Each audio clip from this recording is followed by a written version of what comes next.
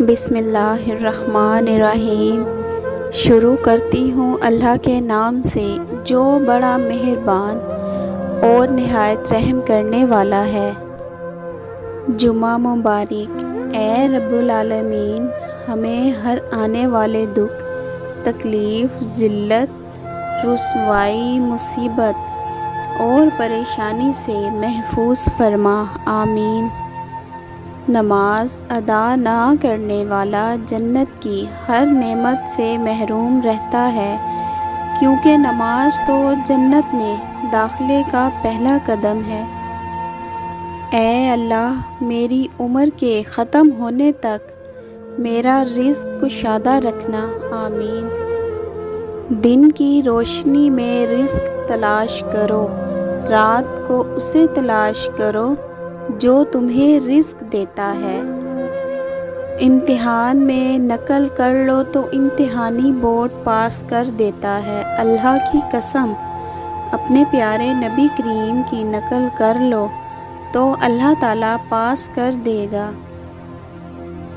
جب تک کوشش کرتے رہو گے کبھی ناکام نہیں ہوگے، کیونکہ گاڑی چلتی رہے تو منزل پہ پہنچ ضرور جاتی ہے۔ وہ بلندی کس کام کی جس پر انسان چڑھے اور انسانیت سے گر جائے۔ افسوس، ہمارے معاشرے میں عورت کی زندگی کچھ ایسے ہوتی ہے۔ میرے لیے ان عورتوں میں کوئی کشش نہیں جو اپنا آپ تیزی سے ہر کسی کے سامنے آسان کتاب کی طرح ظاہر کر دیتی ہیں۔ افسوس، ہمارے ہاں جانی نقصان سے زیادہ مالی نقصان کی پرواہ کرنے والوں کی تعداد بے حد ہے۔ اس دنیا میں غلطی کا نتیجہ بھگتنا پڑتا ہے۔ جب غلطی سامنے آئے تو اس پر اصرار نہ کرنا، معافی مانگ کر اس کو سدھار لینا۔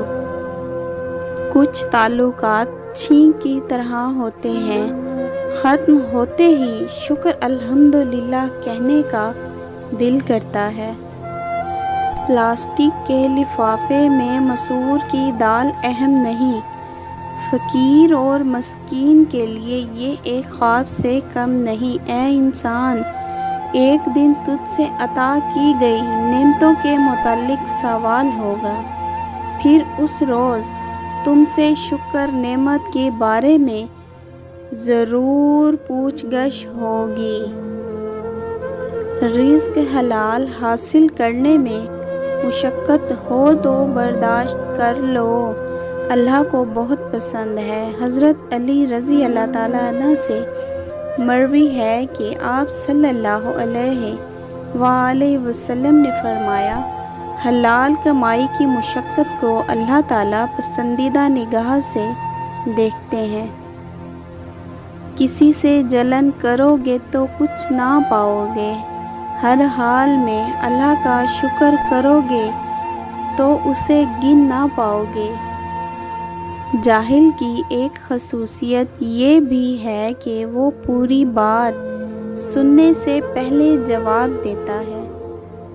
دو میٹھے بول انسان تو کیا حیوان کو بھی زندگی بھر کے لیے اپنا بنا سکتے ہیں۔